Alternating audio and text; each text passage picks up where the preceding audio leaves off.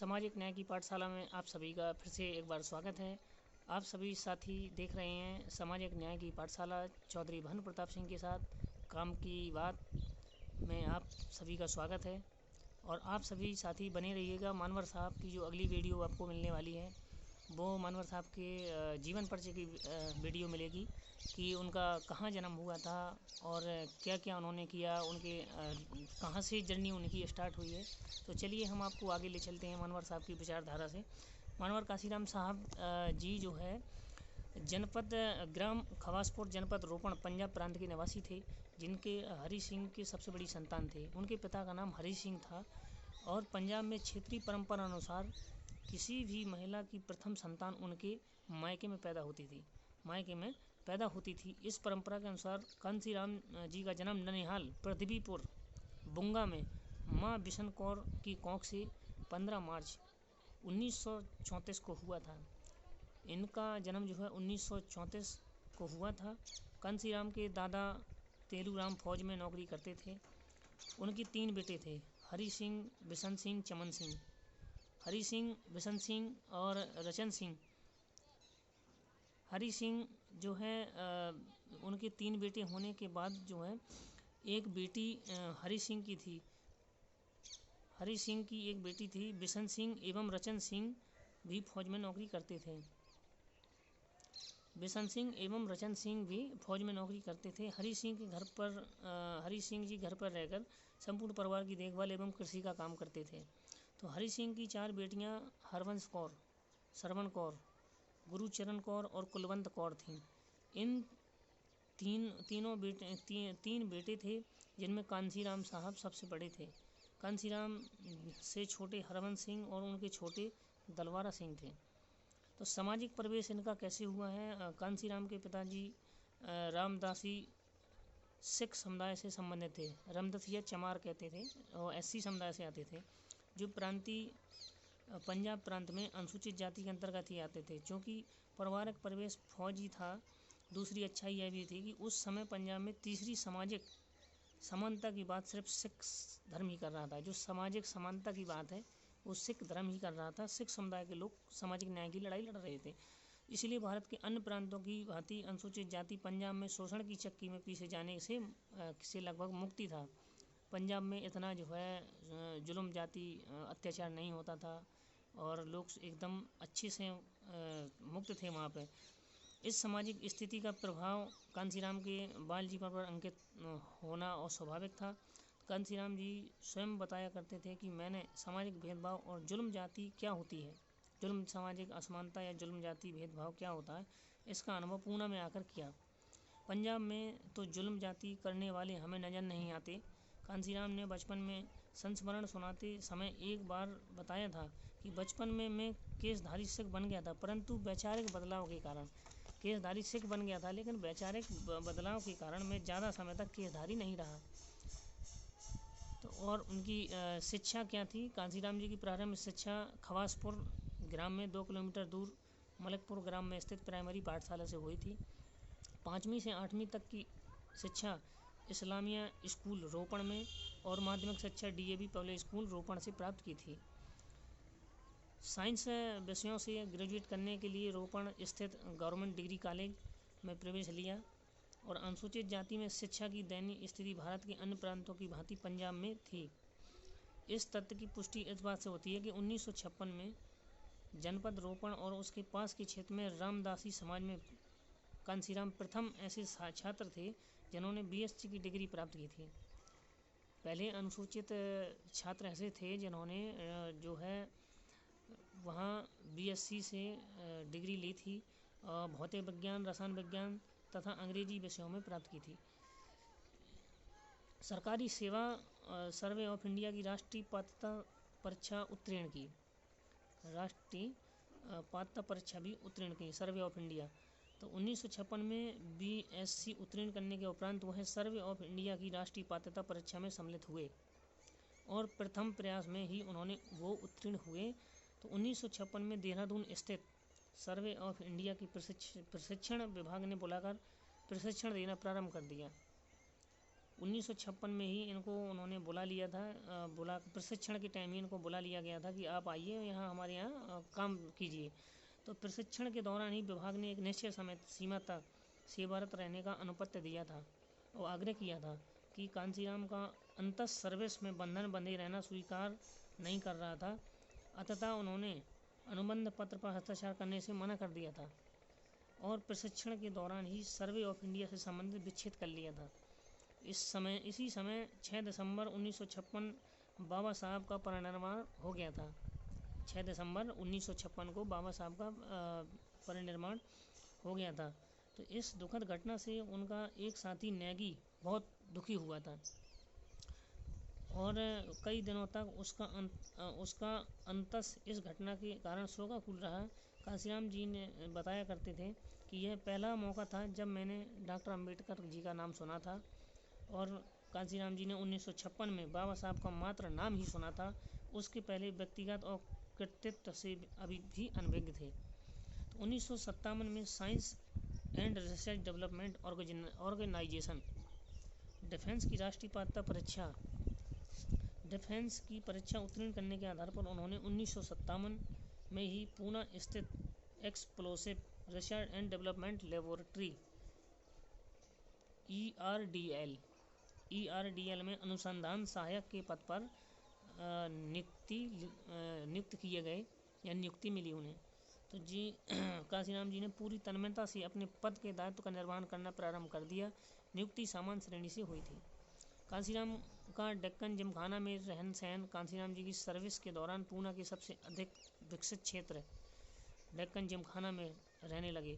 वह बताया करते थे कि पूना शहर के प्रतिष्ठित व्यक्ति कर्नल भंडारकर उनके मित्र थे। मैं उन्हीं के घर में रहने लगा। उन्हीं जैसे लोगों के साथ जिमखाना जाया करता था और टेनिस भी खेला करता था।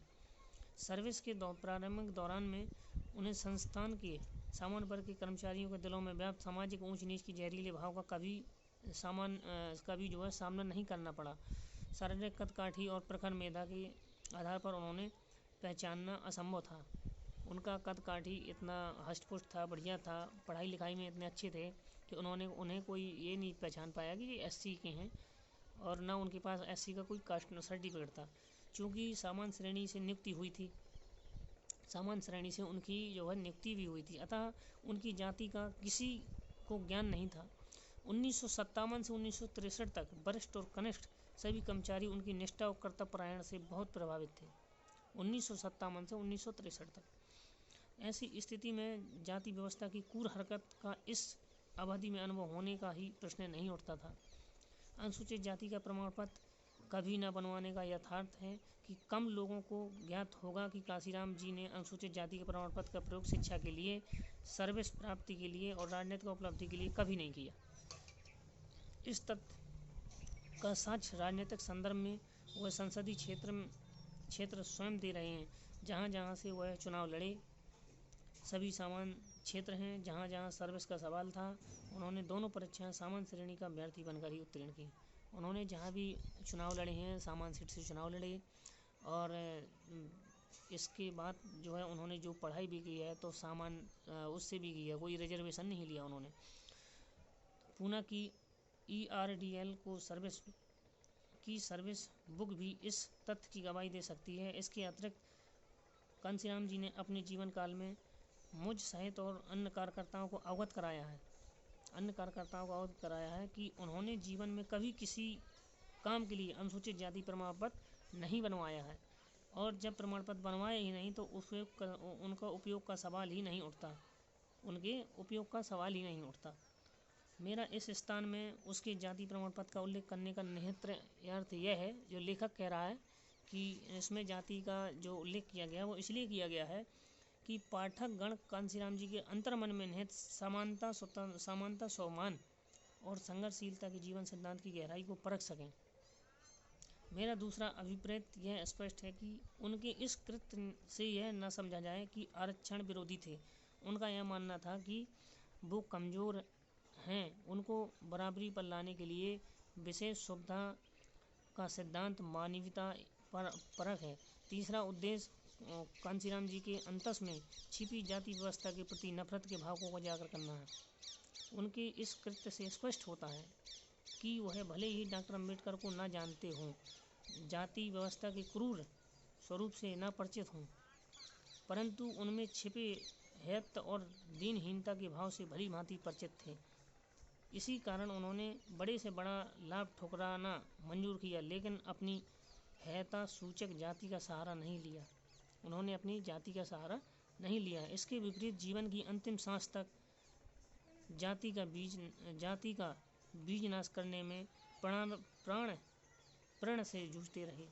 बुद्ध जयंती एवं अम्बेडकर जयंती की छुट्टी के लिए जब जो है वहाँ बोला गया, तो उसके बारे में बताया गया है कि कांसीराम जी के जीवन यापन की बुजुर्गा संस्कृति अभी भी प्रमुख अंग बनी हुई है। जाति व्यवस्था के अनेक घातक स्वरूप हैं।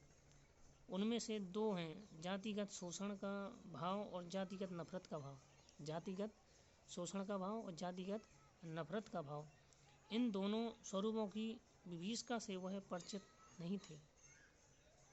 एक कहावत है कि करेला वह भी नीम पर चढ़ा। पूना महाराष्ट्र प्रांत का एक प्रमुख शहर है। यही वह शहर है जहां उसके शासक बाजीराव पेशवा ने अपनी ही प्रजाति के मानव को, जिन्हें शूद्र कहा था, गले में हांडी, कमर में झाड़ू बांधने के लिए बांध किया गया था। तो भारत में यद्यपि सर्वत्र जाति व्यवस्था का प्रकोप था, परंतु जैसे शूद्रों के प्रति नफरत का भाव पूना में था वैसा अन्य जगह न था। तो मुझे ऐसा प्रतीत होता है कि ERDL का प्रमुख नफरत के मुद्दे पर पेशवा से भी 4 कदम आगे था। यह तथ्य इसी बात से सिद्ध होता है कि संवैधानिक प्रतिबंध को नज़रअंदाज कर संसदन अध्यक्ष ने 1964 की अवकाश तालिका से महामना बुद्ध और डॉक्टर भीमराव अम्बेडकर जयंती का निर्धारण अवकाश नफरत की आग के वशीभूत होकर निरस्त कर दिया था और इस अवकाश का एक दिन दीपावली के अवकाश में जोड़ दिया और दूसरे के बदले बाल गंगाधर तिलक की नई छुट्टी सृजित कर दी। तो संस्थान के कर्मचारी भी दीना भाना ने इस मुद्दे पर आपत्ति व्यक्त की। परिणाम स्वरूप संस्थान के तानाशाह जातिवादी प्रमुख ने दीना भाना को ही नौकरी से दखल कर दिया। तो संयोग से दीना भाना संस्थान के उसी विभाग में कार्यरत थे जिसमें कांसीराम जी अधिकारी के रूप में कार्यरत।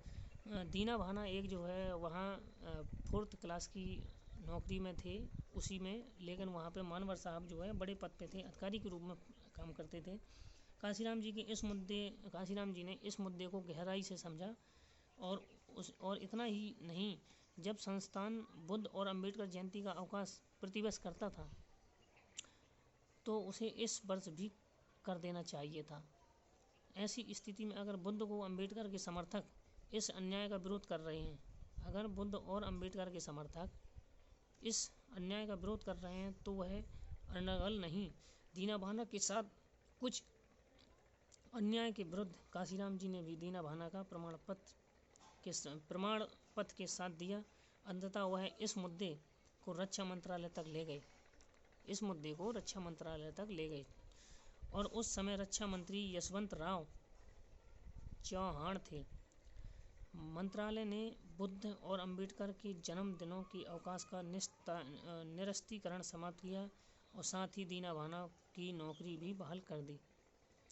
नौकरी छोड़ने का जो संकल्प था, इस प्रकार में जहां कांसीराम जी बुद्ध और अम्बेडकर जयंती तथा दीना भाना की सर्विस बहाली के हेतु बने, यही वह घटना कांसीराम जी के जीवन पथ को बदलने का भी हेतु बनी। इस घटनाक्रम की समाप्ति के उपरांत अनुसूचित जाति के कर्मचारी पुनः अपनी पुरानी दिनचर्या में संलग्न हो गए। जो 4th क्लास के कर्मचारी थे वो उसी प्रक्रिया में लिप्त हो गए। दोबारा से उन्होंने नौकरी ज्वाइन कर ली और जाने लगे, संलग्न हो गए। परंतु कांसीराम जी इस घटना से बहुत हतप्रभ हुए और उन्होंने बुद्ध और बाबा साहब के जीवन वृत्त की अल्पमात्र भी जानकारी नहीं थी, जबकि मानवर साहब को बाबा साहब और बुद्ध के बारे में कोई जानकारी नहीं थी। तो जैसा कि उन्होंने स्वयं स्वीकार किया कि कुछ लोग मेरी इस अज्ञानता से चौंक सकते हैं। लेखक कह रहा है कि कुछ कुछ लोग मेरी इस अज्ञानता से चौंक सकते हैं, लेकिन कांसीराम नहीं, क्योंकि मेरे स्नातक होने और पंजाब छोड़ने और पूना में रहने से पूर्व बाबा साहब के बारे में मुझे कोई जानकारी नहीं थी। वैचारिक पृष्ठभूमि के अभाव में कांसीराम जी के अंतस में संस्थान के प्रमुख द्वारा बुद्ध और बाबा साहब के जन्मदिन का अवकाश निरस्त करके अपमानित करने का विषय उनको उद्वेलित कर रहा था, कुछ करने के लिए उत्प्रेरित कर रहा था, परंतु दिशाहीनता के कारण यह किंग कर्तव्य विमूढ़ थे। मानवर कांसीराम साहब की साक्षात्कार आपको और आगे की पाठशाला में बताए जाएंगे। इसके आगे उन्होंने क्या हुआ, उन्होंने का जो उनका साप्ताहिक शेड्यूल था कैसा था, और अमर उजाला आगरा 7 जनवरी, अमर उजाला 7 जनवरी 1986 और फ्री प्रेस जर्नल साप्ताहिक होता था। तो ये सब चीज़ें आगे चलती थी। ऐसे ही आगे आपको मनवर साहब की विचारधारा से प्रेरित कराते रहेंगे। आप सभी नेक्स्ट वीडियो के लिए बने रहिएगा और देखते रहिएगा। जय भीम, जय भारत, जय समाजवाद।